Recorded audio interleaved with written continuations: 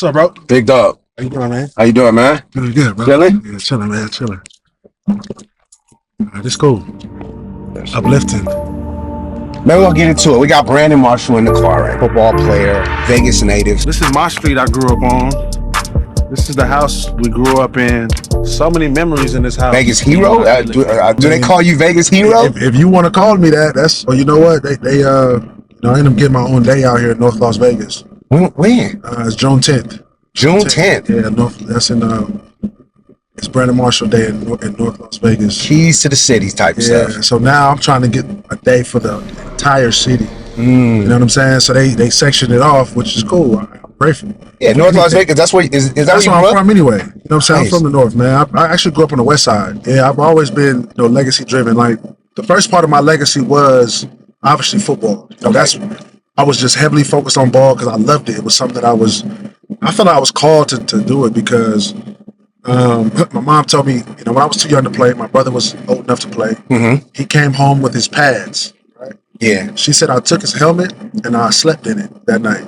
When he came in the room and I had his helmet on, it was the craziest thing. And so, as I was maneuvering through my college career, Right. I started to have a heart for service. I really wanted to, to be a big brother, big sister. The big brother, big sister program. Yeah, Big Brother program. Yeah, I just didn't have the time. You know what I'm saying? So that's, I got that bug at that time when I was in college. So I've always wondered that, like, there are people who are like, you can just obviously tell a call for greatness. You see a kid, you put sticks in their hand and they just beating on tempo and everything. You're just like, that kid's a drummer. Yeah. This kid's a guitar player. This kid is a runner. They just love to run or whatever the case is. And you saw the pads and like, what called you to them? I have no idea. I feel like it was innate. Literally, I have no idea. It was nothing that I could. That's special. It's man. nothing That's that I good. just say. I just picked. I feel like it picked me. It was another time I was in California. I was with my pops and his friends. Yeah. He had put a highlight tape on of Walter Payton. He just put his highlights on. And then he was like, "Yo, you want to go to the mall?" I was like, "Nah, I'm just gonna sit here and watch this." I'm gonna watch this. And I just like, I really ate, slept, and breathed the game. So you went to school, did amazing in school, and then you get drafted. Yeah. You talk about that day you get drafted.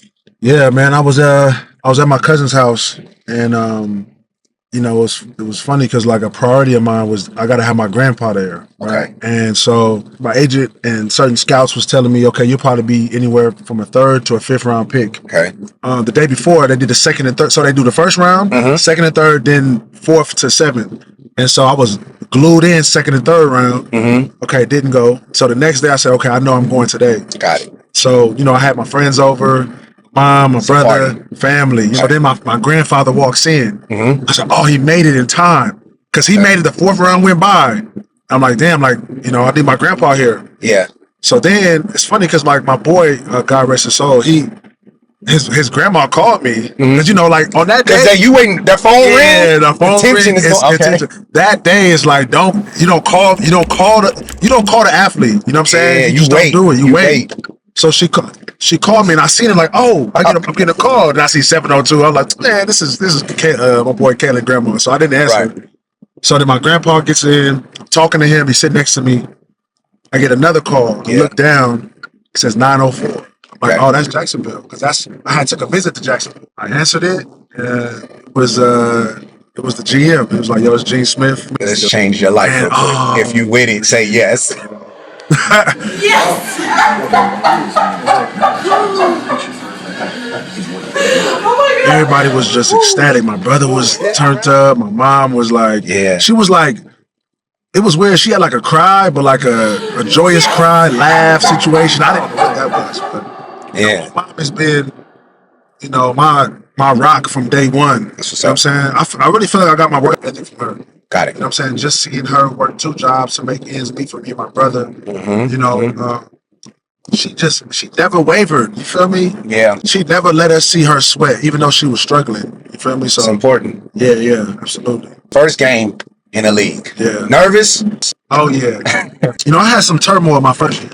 Okay. I got cut 3 times. Being in a situation where somebody's telling you you're not good enough, it's tough, especially something that you love. You put your blood, sweat, and tears into. Right. So if I was a banker and I worked at Chase, if Chase lets me go, I'm disappointed. Obviously, I got to provide for myself and my family, whatever. Right. But shit, I'm gonna go ahead and go to Wells Fargo. Or when you Yeah. get cut from your sport and it's something you've done your whole life, and Whole you life. put your entire being into it, Right. it just hits different. My first game, I was nervous, man, and it was weird because I led the team in tackles in the preseason. In that preseason game, I knew I kind of messed up on some things. Right. But then the next day, we get graded after it got D grade. I'm like, what's going on? And coach was ripping me like, oh, well, you didn't do da. I'm like, what? Hell, I had the most tackles on the team. Right. The next game, next preseason game, we in New Orleans, we play the Saints. Yep. I literally have one tackle. I didn't do anything, by the way. And I got an A grade. I'm like, all right, well, you know what I'm saying? I get, because maybe I wasn't where I was supposed to be in a couple plays on the first game, but in my head, I'm like, do you want playmakers or do you want like...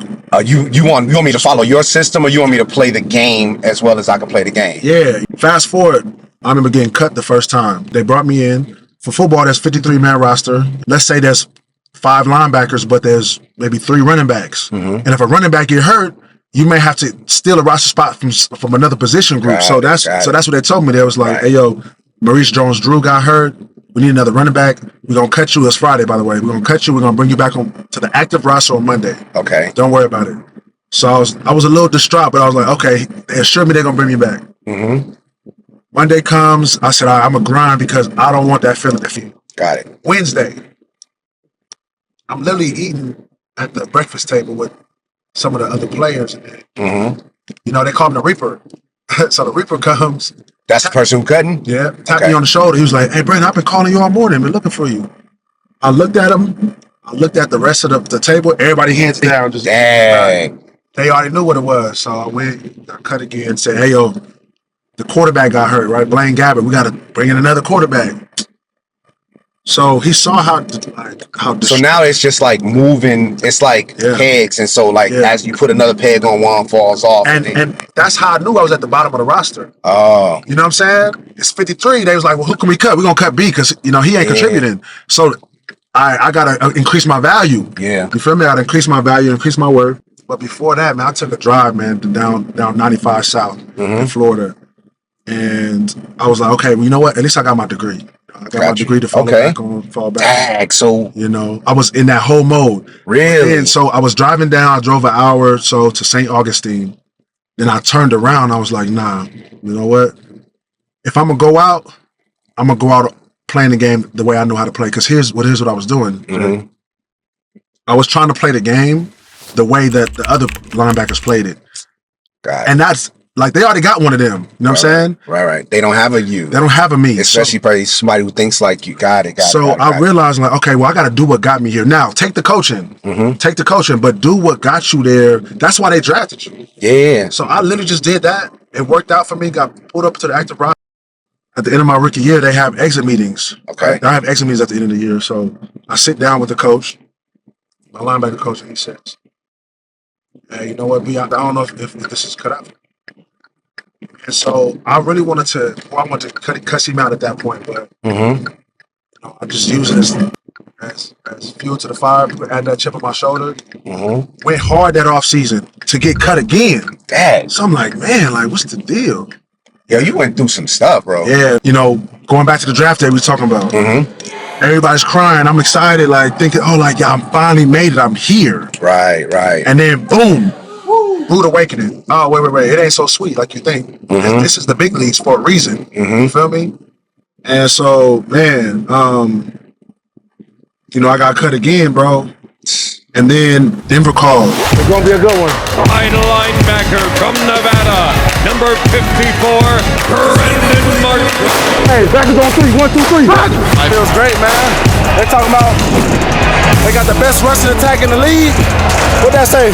40 yards. It's nothing, man. We the best defense in the league. And it was interesting because, like, I just remember feeling like it seemed like a turnaround. I'm supposed to go over there. Okay. You know what I'm saying? I'm supposed to be in Denver. Yeah. And so Jacksonville actually asked me if I wanted to stay on the practice squad because it was like, yo, you did well enough, but got it. You know, we want to develop you a little more. Then Denver called me; they wanted me to practice squad. Then Oakland Raiders called me; they wanted me to practice squad. So I chose Denver. It's funny because I told Jacksonville, yes, I'm gonna stay. Okay. Because I needed a job. I was trying to play the game. You know, chess. And they still pay practice squad pretty well. Absolutely. Yeah. But then Denver, I told Denver, I was like, yeah, I'm going, and then that changed my life. Bro. Who's your favorite quarterback you play with? Peyton Manning, easily. Yeah. I kind of knew the answer. Easy. And you know what? He actually looked out for me, Jay. I'm gonna be honest with you, man. Like, Yeah. I feel like, I know you've been in certain places in your life and certain things happen and you just feel like, yo, this was God ordained and orchestrated. Sure. So I go to Denver and I'm on practice squad 16 weeks. Mm-hmm. But I'm balling at practice. I'm getting practice squad player of the week. And then one day the weight room coach came up to me. He's like, hey, yo, man, Peyton's a big fan of yours. He's telling the coaches we got to get him up on the active roster. Okay. And I'm like, damn, I'm getting a stamp from a GOAT. Right. You know what I'm saying? And so then I noticed other coaches started talking to me more. And next thing you know, I'm on the active roster. Next thing you know, the next year I'm starting. Oh, okay. Like, bro, like Peyton showed me love. Yeah. Because if you a coach, bro, you probably listen to the Peyton Mannings of the world. Of course, you're going to listen to the ones who are like the stars of the team. You know what I'm saying? Listen. The big checks. And the coaches listen, bro. And that changed my life, bro. So shout out to Peyton, man.